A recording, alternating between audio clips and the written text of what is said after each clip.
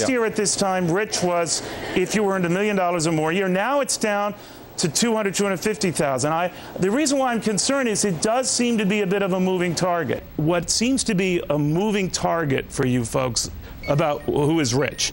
Last year at this time, Barack Obama was saying $1 million makes you rich. Now it's around 250,000.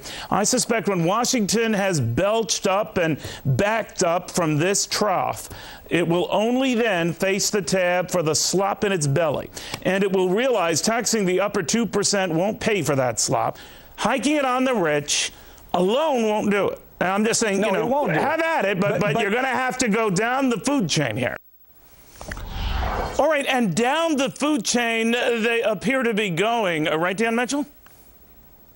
Well, they are, because not only do they have this provision to take away itemized deductions, there's also a big giant energy tax in Obama's budget. So if you drive a car or you pay a utility bill, you're going to be paying higher taxes. Every time the politicians declare it's time for a class war, the biggest casualties are ordinary Americans. All right. First of all, I want to stress we're going to have the White House budget director to get to the bottom of this later on in the show.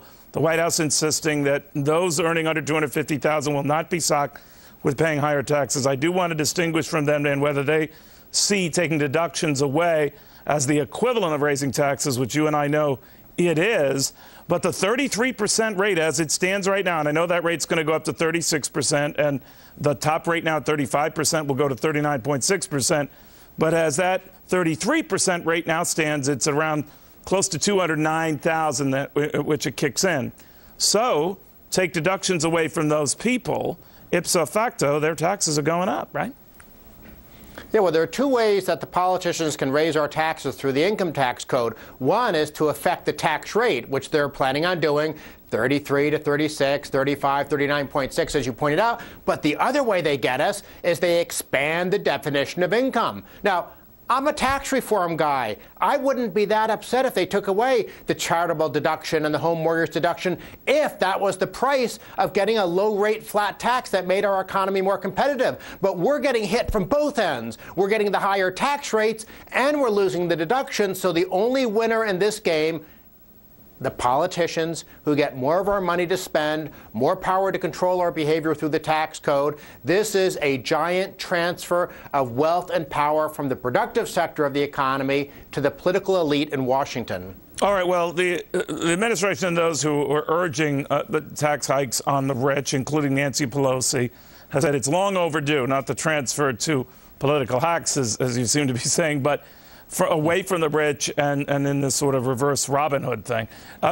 Is that what's going on here? In other words, they say to balance things out, the disproportionate advances we made in the go-go years went to the rich, now share their wealth and I guess stick it to the rich.